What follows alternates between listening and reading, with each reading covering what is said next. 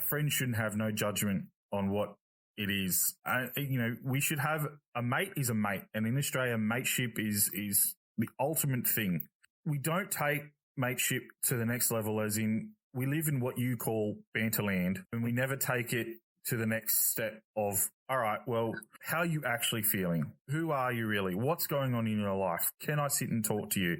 Let's go for a beer. Let's go to a quiet corner. Let's just nut it out. Let me tell you how I feel as well. So we can share each other's burdens. Your shoulders are so much lighter. Your mind feels lighter when you just have a chat to somebody. I feel better when I don't necessarily chat to people I know, but people I don't know, and I can have a chat to them. I feel that's a little better because I feel they're less judgmental people you don't really know.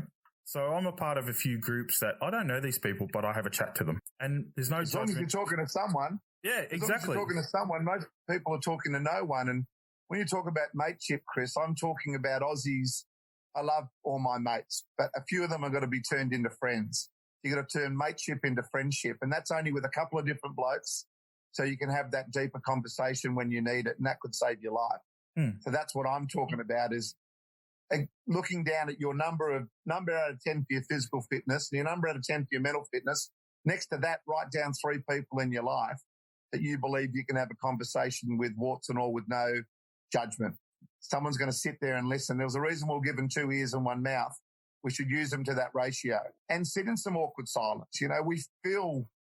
We fill silence with banter in Australia, and that's brilliant. And that's what we like to do. We're great company and we're sociable. We love all that stuff. But at the right time, you need to have a couple of mates where it's just that little bit deeper. And that, like I said, that conversation will save your life one day if you feel that you can tell someone how you truly feel without judgment. You're on your way to a proper friendship then, and that's what we should be building for in Australia. Mateships are great, but friendships are even better. I'll tell you now, 9 out of 10 times if you approach a good mate and tell them about your problems, like I said, 9 out of 10 times they'll turn around to you and say, well, I've got problems too, and they'll share them with you, and you go, both can help each other. That's what it's like. Yeah. Mate, moving forward, I want to talk about what you went and done after Man Up to help everyone's mental fitness and, fight mental awareness, give mental awareness. You started a great foundation charity called Gotcha4Life. Can you explain how, from Man Up, how you came to create this? Of course. Basically, off the back of Man Up, we had a lot of momentum, people talking about mental health and so forth. And I thought, well, what a perfect way. I'm still on Triple M. I'm talking to, at the peak, over 300,000 blokes every single morning with Maddie and MG. And Maddie and MG both had teenage sons as well, so they'd been through stuff. And when we first started the radio show, we probably wouldn't have discussed mental health. But all of a sudden, it was something that came up on all the surveys when we surveyed Triple M listeners. The number one focus for them was money and finance and mortgages and so forth and how they're going to pay the bills. But number 2, in front of sport and rock and all that stuff was, I'm worried about mental health and stuff. So we thought, well, we better start talking about it a little bit more.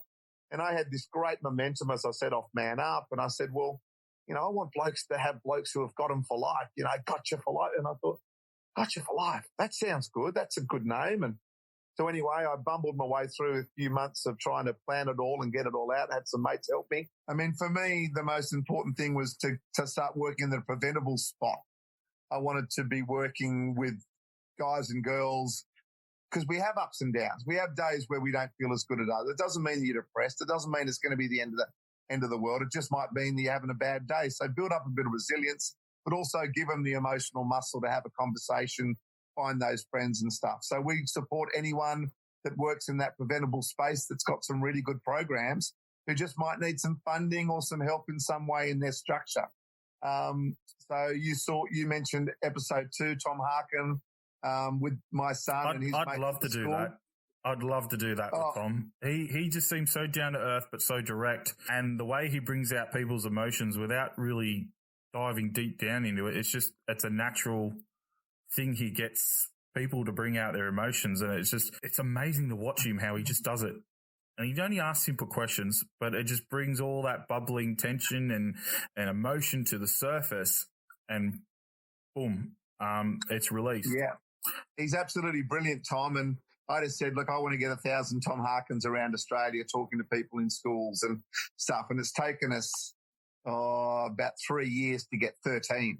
So it's tough. It's hard to find the right people because it's not just reading a script. It's actually someone who's completely committed to it, that is happy to build a really safe environment and able to handle all the emotion that comes back at you, because you're going from school to school and sports clubs and blokes clubs and surf clubs every single day and evening. It's a tough gig. Like police and emergency services and nurses and stuff, it's underpaid and undervalued to a certain degree, and they do such brilliant work. So it's hard to find these type of people. But we've been supporting Tom and many other programs now for nearly 4 years.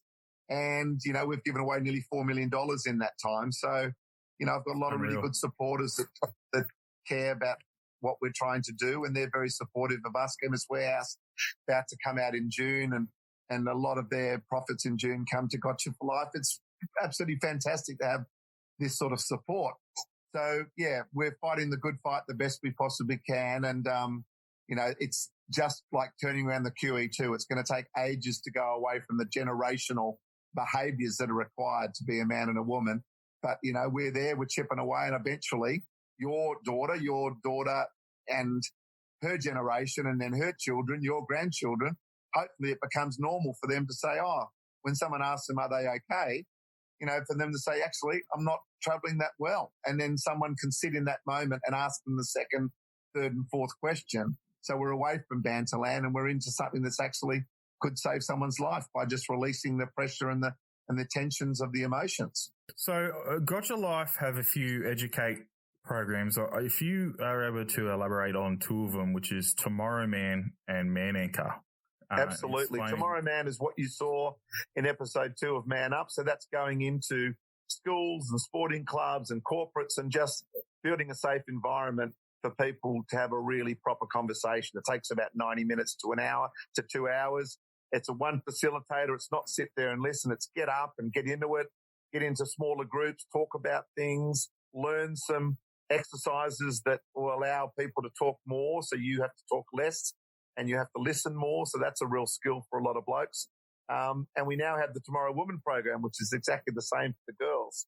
So they're the people we mainly support. And then Man Anchor came on about 18 months ago. Steve from Man Anchor just does brilliant work. He's really easy to listen to, great storyteller. And he also talks about, building a safe environment so you can have a conversation. Most blokes won't talk unless they feel safe, where normally girls are more likely just to talk no matter what, no matter where, they just get into it. But for blokes, we need to feel that we're in a safe environment. And that's what these two programs do. And they're online now. They've pivoted to go online. Once we can get out there again, we'll be back in front of classrooms and in front of guys and girls all around the country. We delivered to nearly 50,000 students and people last year. So there's a lot of us out there doing the stuff every single day, and I'm very, very proud of that. All right, so before we move on to the fun questions and move on, if you're out there listening and you do want to get involved with Gotcha4Life, you can always go to their website, which is gotcha4life.org. You can donate to them. You can get involved with some of their education programs. I mean, Gussies would love people to get more in life. They've got their own merchandise, hats, shirts, jumpers. I've bought a hat, so I'll be wearing that very proudly very soon when it comes to me. Also, if you are feeling down and you do know somebody or yourself are not feeling too great and you need to talk, contact Lifeline, Beyond Blue. There are 1,000 places you can call, talk, go to your GP, anybody, talk to a friend, talk to your parents, talk to a brother. I'll put links in the podcast below for you guys to contact. And remember, it's not weak to speak, guys. And get out there, let off some steam. It's a hard time. I mean, no sport really affects people. Hopefully, thank God the footy's back. Can't wait. Yeah, well, you guys need to win. You're a Roosters fan, so you guys are what? Hey, Chris, that's one thing we're quite good at is winning, so don't worry about us, mate. Mate, back-to-back world champions, back-to-back premiership champions. Look, I want to chat a bit before I get into the thing. I've been a massive Triple M fan for years, ever since I started work. And you've been on there for 10 years. You've been the heart and soul of most of the shows you've been on, and you've gone through so many co-hosts. I mean, we'll all remember the Sweet Prince. We'll all remember the Sweet Prince. Maddie, there's MG, who's a god. MG's a god where I come from. I'm a Penrith boy, so, MG's a god to me. And then, most recently, the Moon Man and Jess, Jess is just a hot mess. I love listening to her in the morning. Mate, you made the massive decision to take a full-time role in Gotcha4Life over something you absolutely love doing. And I think that shows the caliber of a man you are, that you chose this to help other people over something you spent a lot of years, hard work, and being the heart and soul of that show to do. And I think everyone out there that suffers from mental health and everything can honestly say thank you very much for being a warrior, a champion of mental health and mental fitness. So from me and from everyone else, thank you very much for making that choice, mate. You're a legend. No, thanks, Chris. That's very kind. I mean, 10 years on Brekkie was absolutely brilliant. Very different show that last year. It was very much focused around comedy and the Moon Man. And I loved working with them. I loved the people, but it was the right time for me. I'm a very sporty, I love the grill team. That type of show was perfect for me. And then once I started talking to Triple M management, they said, well, we'd love to bring Dead Set Legends back, Which I'm loving. That would be perfect. Made me listen to the radio on the weekends. I'm loving it. I'm loving it. My wife's just bought me a coffee, so I'm just going to get stuck into this.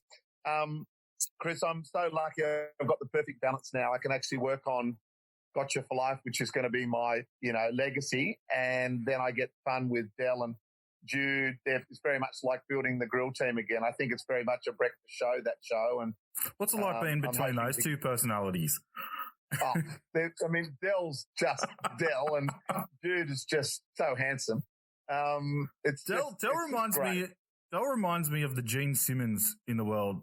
Like he's arrogant, but he knows he's not that great looking. Del's great looking, don't get me wrong, but I mean just in the personality where Gene Simmons is so arrogant, says he's great looking, but he knows he's not, and he's got that personality that shines through. Where Del's the same; it's just full of confidence. He knows he can do it, and it's almost like a piss take of himself as well, which is a great thing to have in yourself. He is a piss take of himself, but at the end of the day, just have a look at his record, and it speaks for itself. It just backs it up, dual international and all that, and he's won everything everywhere he's been. So, yeah, he's just a quality bloke. At the end of the day, Chris, he will just do anything for you. But he's not the only Australian representative on that show. I mean, let's face it. You have represented Australia at Dodgeball. And, Thank you. You're an Australian rep in my eyes. You're an all-Australian dodgeball champion in my eyes. Thank you, Chris, and I appreciate you have done your research, and it's a part of my career which has never really been taken seriously, so I appreciate you taking it there. We were awful. We went in, I think it was 2010 or 2011 to Vegas and played in the World Championships, and we beat the Scottish. The only game we won, there was 32 nations playing. We beat the Scots, and it was only because they were on the piss all night and turned up absolutely hammered, but we only beat them in 5 sets, so we was completely sober. Yeah, we were poor, but it was great fun, and I've got the jacket now and the baggy yellow as well. So it doesn't matter how bad you played, you were there representing Australia, and that's all that matters. That's it. Jacket and cap to prove it, and heaps of memories too. It was great fun. All right, so something I do on my podcast is we ask our guests weird and wonderful questions to get them thinking, but also get a funny response. The first question I got to ask is toilet paper, over or under? I'm an underman. You're our first underman. You're our first I'm underman. An underman. Is there any reason you're an under? Mate, over the years being a bigger chap, I have investigated many different ways. Normally the shower I find is the best. Drop a shit and then have a shower, then you can sort of sort yourself out in there. But I just found it to be the cleanest and best way to do it. But